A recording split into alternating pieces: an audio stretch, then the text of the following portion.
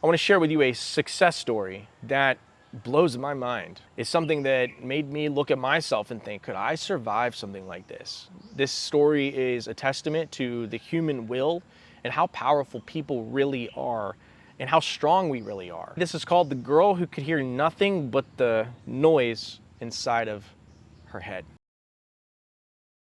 Now, in 2006, a teenage girl by the name of Zoe woke up one morning and realized something was horribly wrong. She wasn't in any danger. No one was chasing her. There was no accident, no trauma. But inside of her head, a sound was screaming. It wasn't outside, okay? It wasn't real to other people. No one else could hear it. But to her, it was very real. And worst of all, there was nothing in the world anyone could do to make it stop.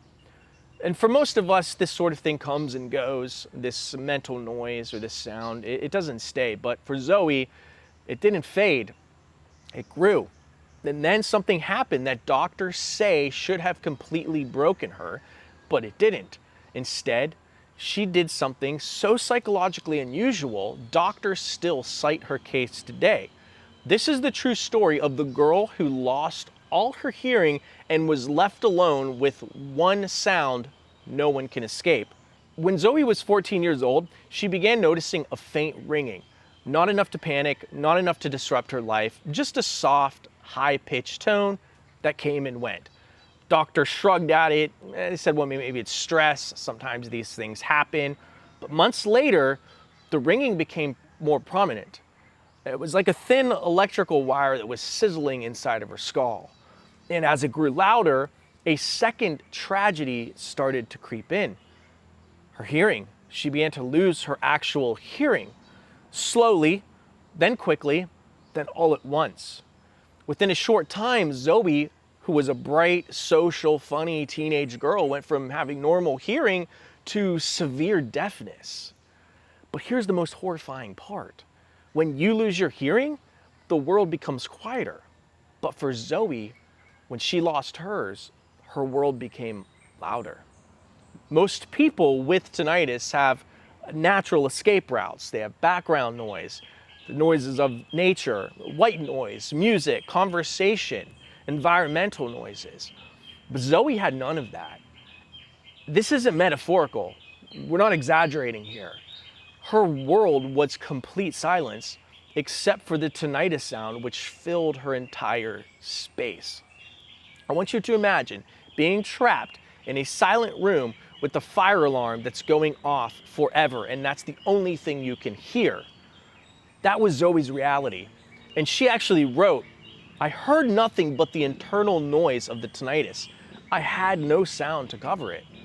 Doctors tried everything, hearing aids, maskers, therapy, medications, and nothing touched the sound. Nothing was able to help her. It raged day and night like a storm inside of her skull. Most people would spiral, and most people would collapse into depression, anxiety, and absolute hopelessness. But Zoe, she did something else. Something almost no one does or could do. She accepted it. Not because she wanted to, but because it was the only thing she could do. She even said, fighting it made it worse, so I stopped fighting it. This single decision may be the most psychologically powerful act a human can make. But accepting it, it didn't happen instantly. There was one night, one moment, Zoe almost didn't make it through.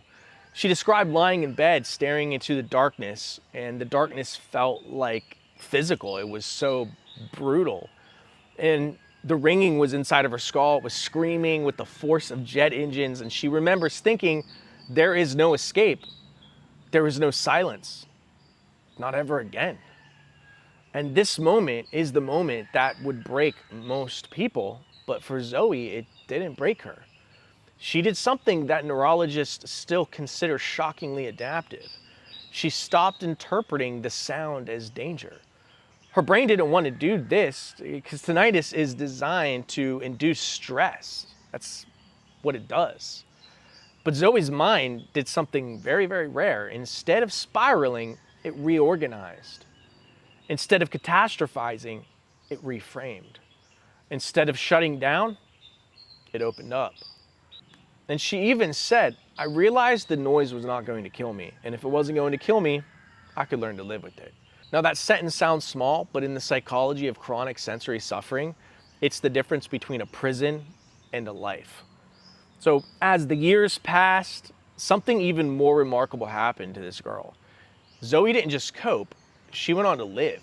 She made a short film about her situation. She studied, she worked, she built friendships, she found love, she even got married. And in a plot twist that no one ever expected, Zoe actually got cochlear implants, which restored portions of her hearing. The silence broke and the world returned, but to tinnitus, it stayed. But by then, it no longer controlled her. She no longer feared it. It was no longer an issue. She didn't fight it, and that's what made the biggest difference. What was once a nightmare became a background detail. Her brain, once overwhelmed, now filtered out the noise automatically. A process that doctors didn't think was possible in someone that was fully deaf and fully symptomatic with tinnitus. But Zoe, she did it. So how did she survive what would destroy most people? What made Zoe different? Here's the truth, okay? Most people think suffering is what breaks you, but it isn't. It's resistance to suffering. That's what breaks you. Zoe didn't resist. She adapted. She evolved. She said, my tinnitus never left. It just stopped being the thing my life revolved around. So in a world today where people crumble under far smaller burdens, Zoe carried one of the most heaviest psychological loads imaginable. And she kept walking. Okay, before we wrap this up, I want to say something directly to anybody who is watching, who is dealing with tinnitus, who is spiraling with it. Zoe's story proves something that most people never hear. You are not powerless. You are not broken. You are not alone. When I was going through tinnitus and I was spiraling and I was in the pit of despair and I was trying to climb out and I couldn't find guidance, what helped me was being able to reframe my thoughts, ground myself, having accountability, having a way out of this hell. And that's why I built tinnitus.health. It's grounding, it's meditation, it's thought reframing. You can track your habituation. It's a daily tinnitus test you can take to see where you're at on the suffering scale. And it will give you a list of things to do every single day to help you reframe your thoughts and change your mind. Because just like Zoe, if we can change our brains, we can have a neutral disposition and we can learn to not fight the tinnitus sound and not be resistant towards it, we can go on to live incredibly happy lives. And this is a testament to the power that is in allowing ourselves to surrender to things that we can't control and not fighting it, but allowing it to be there. It's the difference between a prison and a life. So if you're struggling, if you're scared, or if you just want real plan and someone in your corner, check out tinnitus.health, because tinnitus doesn't get to decide the rest of your life. You do. So today, Zoe's story is shared around the world because it reveals something most of us never even realize. Humans are far more adaptable than they believe, especially when they surrender to reality instead of fighting it. So that's the story of the girl who could hear nothing but the noise inside of her head.